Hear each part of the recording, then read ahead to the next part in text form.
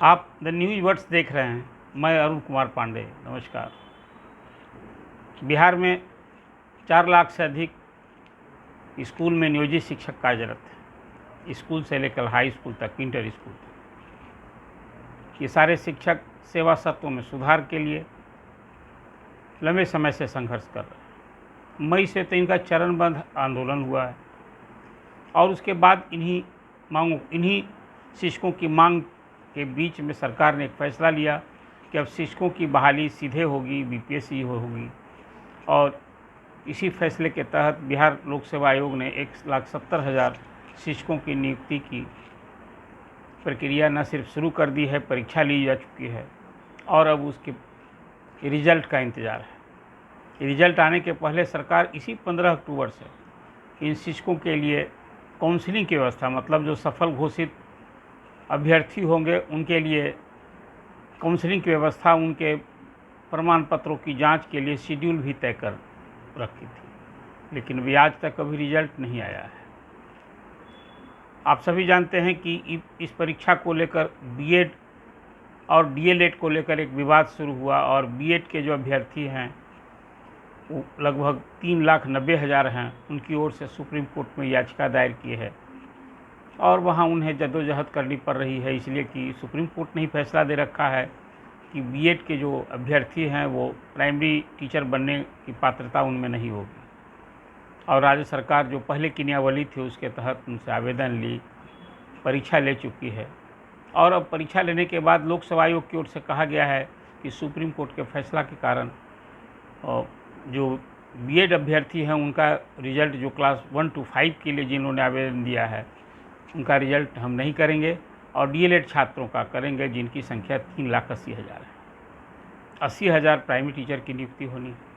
और लोक सेवा आयोग से सरकार ने जो नियमावली बनाई है, इसी साल वो नियमावली आई थी और उसमें ये था कि लोक सेवा आयोग से जो शिक्षक बहाल होंगे वो अध्यापक कहे जाएंगे, उनका जिला कैडर होगा और उनके लिए एक वेतनमान सुविधा जो सब सारी पहले से घोषित है, तय कर रखी है। 4 कोटि के शिक्षक उसमें तय किए गए हैं और उसमें जो नियोजित शिक्षक हैं उनके लिए भी एक दरवाज़ा खोला गया था कि वो सभी परीक्षा देंगे और परीक्षा जब देंगे तभी नियोजित शिक्षक जो हैं वो सरकारी कर्मचारी का दर्जा प्राप्त करेंगे। उस नियमावली में इसका स्पष्ट उल्लेख है। शिक्षक संगठनों के आह्वान पर नियोजित शिक्षकों ने बीपीएससी परीक्षा का बहिष्कार किया और उसमें कोई आवेदन नहीं दिए, वो लोग बैठे नहीं। शिक्षक संगठनों का संघर्ष जारी रहा और उनकी एक सूत्री मांग पहली है कि बिना शर्त जो 10 साल, 12 साल, 14 साल से 15 साल से कार्यरत हैं उनको आप राज्यकर्मी का दर्जा दीजिए और सुविधाएं दीजिए।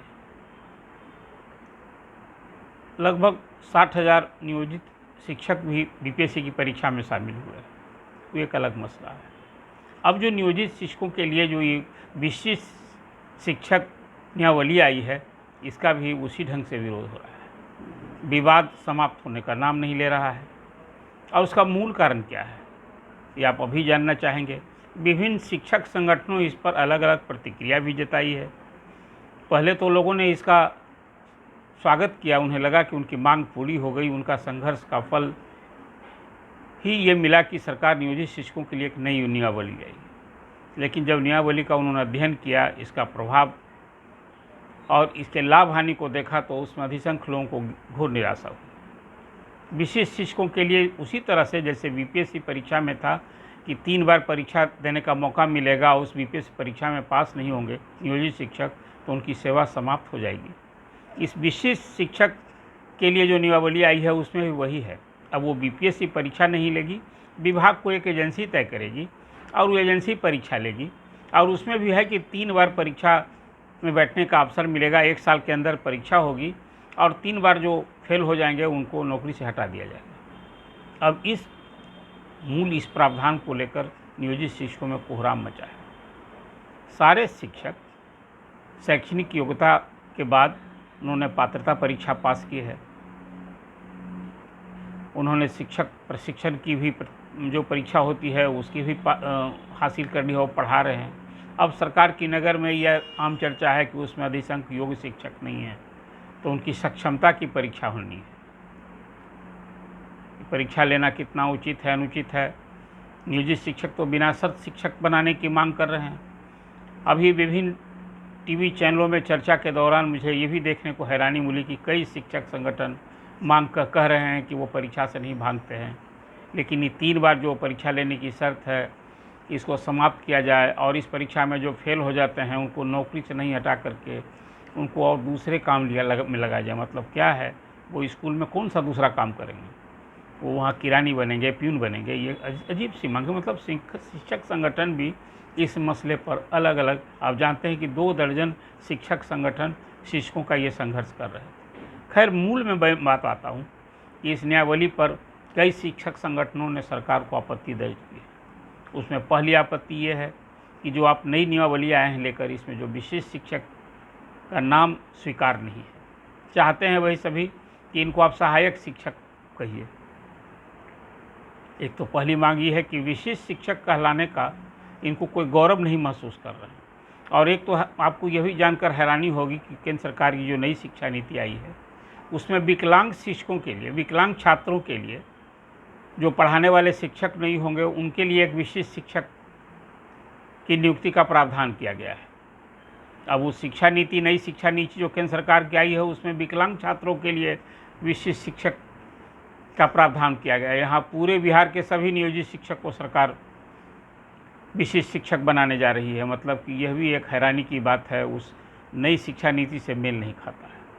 अब एक तो ये बात है कि क्या नियोजित शिक्षकों की इस लड़ाई, नए संघर्ष से उनका नाम बदलेगा, नियमावली में सुधार होगा?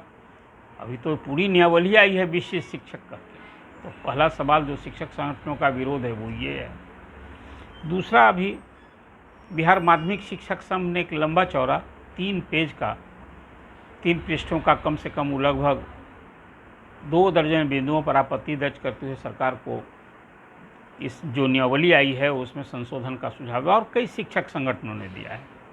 लेकिन लगा कि जो माध्यमिक शिक्षक संघ की ओर से सुझाव दिए गए हैं, जो आपत्ति किए गए हैं, वो लगता है कि उसमें कुछ डिटेल अध्ययन किया गया है और बिंदु बार, एक एक बिंदु पर कहाँ सुधार की ज़रूरत है, क्या करना चाहिए, ये आपत्ति और सुझाव दिए गए हैं। उसमें एक प्रमुख बात यह भी है कि आप अब ये जो विशेष शिक्षक कर की जो नियमावली लाए हैं, जो आपने बिहार अध्यापक नियुक्ति नियमावली लाई है, उसी के अधीन ही सारे शिक्षक को रखिए और विशेष शिक्षक की बजाय सहायक शिक्षक का नाम दीजिए। प्रोन्नति के संबंध में एक बात है कि आप जानते हैं कि जो विशेष शिक्षक के लिए नियमावली बनी है उसमें प्रोन्नति में है कि 8 साल की सेवा पर वो वरीय विशेष शिक्षक बनेंगे। राज्यकर्मी का जब दर्जा होगा तो आप सभी को मालूम होना चाहिए कि राज्यकर्मियों को सेवा में 3 बार प्रोन्नति का अवसर मिलता है प्रत्येक 10 साल पर। तो आप राज्यकर्मी का दर्जा की मांग शिक्षक संगठन कर रहे हैं तो वैसे शिक्षक संगठनों को ये समझनी बात होगी कि जब राज्यकर्मी का दर्जा आप मांग रहे हैं तो राज्यकर्मियों को जिस ढंग से प्रमोशन मिलता है वो प्रमोशन इनको मिलना चाहिए। इस पर वो कहीं ना कहीं हमको लगता है कि भूल कर रहे हैं। फिर एक बात है कि हर सेवा में जब नियुक्त होते हैं तो उन्हें प्रोन्नति मिलती है। मतलब जो शिक्षक बहाल होगा वो हेडमास्टर तो ही होता था। तो माध्यमिक शिक्षक संघ की एक मांग है कि आप 50% शिक्षक को प्रोन्नति दीजिए, प्रोन्नति से हेडमास्टर बनाइए और शेष को आप डायरेक्ट कीजिए। अभी तो बिहार सरकार ने एक नियमावली बना रखी है कि स्कूल के हेडमास्टर की नियुक्ति बीपीएससी से होगी, चाहे वो हाई स्कूल का होगा या मिडिल स्कूल का होगा। अब इस नियमावली में है कि प्राइमरी स्कूल के जो हेड होंगे वो प्रधान शिक्षक कहलाएंगे और हाई स्कूल और इंटर स्कूल के जो बस विशेष शिक्षक संचालित जो विद्यालय जहाँ अधिसंघ तो अभी वही हैं तो वहाँ हेडमास्टर का पद होगा। लेकिन अध्यापक की नियुक्ति मतलब अब सीधे बीपीएससी द्वारा हुआ करेगी और विशेष शिक्षक जब तक हैं सेवा में तब तक ये नियमावली प्रभावी होगी। विशेष शिक्षकों के बाद ये नियमावली समाप्त हो जाएगी। तो एक जो सबसे बड़ी आपत्ति जो मैंने आपसे कहा कि वो ये है। फिर कुछ बिंदुवार कुछ जो मुझे लगता है कि शिक्षक संघ ने जो बात की है वो कुछ हद तक वो सही भी दिखता है कि सभी कोटि में विद्यालयों में शिक्षकों में समरूपता कायम रखना चाहिए और इसलिए सभी शिक्षक को आप जो विशेष शिक्षक कह रहे हैं उसको आप सहायक शिक्षक कहिए। फिर नियमावली में राज्यकर्मी का दर्जा का इस जो विशेष शिक्षा शिक्षकों के लिए जो नियमावली है उसमें कहीं राज्यकर्मी का दर्जा मिलने का कहीं कोई उल्लेख नहीं है, जबकि अध्यापक नियमावली में इसका स्पष्ट उल्लेख है। तो कैसे लोग ये समझ रहे हैं कि सरकार इस विशिष्ट शिक्षक नियमावली से शिक्षक समझ रहे हैं कि वो राज्यकर्मी का दर्जा मिल जाएगा। राज्यकर्मियों के अनुरूप उन्हें महंगाई भत्ता, आवास भत्ता और मेडिकल भत्ता देने का प्रावधान किया गया है, और एक नियत वेतन, मूल नियत वेतन के बाद फिर वर्षवार उसकी वेतन वृद्धि की बात की गई है, लेकिन राज्यकर्मी का दर्जा सच करके कहीं नहीं है विशेष सेवा में। तो एक शिक्षक संगठनों को भी एक आपत्ति है। मुझे लगता है कि ये आपत्ति सचमुच सरकार को इस पर विचार करना चाहिए।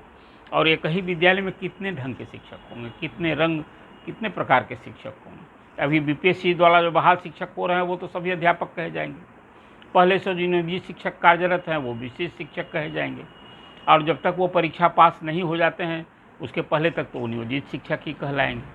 तो एक ही काम के लिए 2-3 तरह का वेतन और अलग अलग नाम, ये फिर एक इतनी विविधता है स्कूल में। मुझे लगता है कि सरकार के जो सलाहकार मंडली है नौकरशाहों की, वो किस ढंग से नियमावली बना रही है, किन शिक्षाविदों से राय ली जा रही है। अब फिर सरकार है, मतलब शिक्षा मंत्री हैं और मुख्यमंत्री हैं, कैसे इस नियमावली को पब्लिक डोमेन में लाने के पहले क्या इस पर सुविचारित ढंग से कुछ बातें नहीं हुई हैं। जिस जैसे शिक्षकों की नियुक्ति के लिए मुझे लगता है कि होमवर्क किए बगैर विज्ञापन किया गया था, तो विज्ञापन करने के बाद डोमिसाइल नीति आई, डोमिसाइल नीति समाप्त हुई और 1 दर्जन संशोधन किए गए।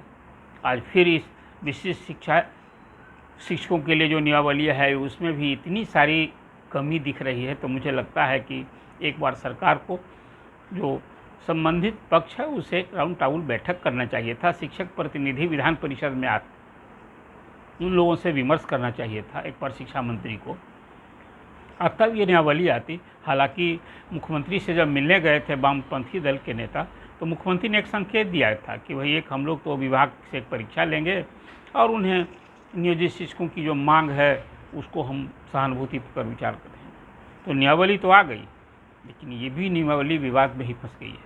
अब सरकार क्या करेगी? इस नियमावली के अनुरूप यदि कार्रवाई करेगी तो क्या नियोजित शिक्षकों को स्वीकार्य होगा? क्या ये संघर्ष और विवाद जारी रहेगा? अब स्कूल में पढ़ाई कम ही विवाद रहेगा। तो आप क्या सोचते हैं? सरकार को विशेष शिक्षक को लेकर जो नियमावली आई है इस पर फिर से पुनर्विचार करना चाहिए या इसे ही लागू करना चाहिए? शिक्षक संगठनों की ओर से जो मांग हो रही है कि बिना शर्त उन्हें राज्यकर्मी का दर्जा दिया जाए, क्या उस मांग पर विचार होना चाहिए? कि फिर एक परीक्षा की जो अनिवार्यता की गई है उसे लागू ही करना चाहिए, या उन शिक्षकों के लिए कोई विशिष्ट प्रशिक्षण की व्यवस्था करनी चाहिए ताकि वो जैसे वर्षों से पढ़ा रहे हैं उन शिक्षकों में कहीं कोई कमी है तो उन्हें फिर वो ट्रेनिंग कुछ एक व्यवस्था करके, सर्विस ट्रेनिंग में व्यवस्था करके उन्हें उस अनुरूप बनाना चाहिए। कुल मिला जुला कर एक अजीब सा विवाद हो गया है और सरकार कुछ करना चाहती है, कर भी रही है, तभी विवाद समाप्त नहीं हो रहा है। ऐसी स्थिति में पूरी इस विशिष्ट शिक्षा नियमावली को लेकर जो विवाद है, आप क्या सोचते हैं? आपकी क्या राय है? आप अपना कमेंट दीजिए और द न्यूज़ वर्स को सब्सक्राइब कीजिए।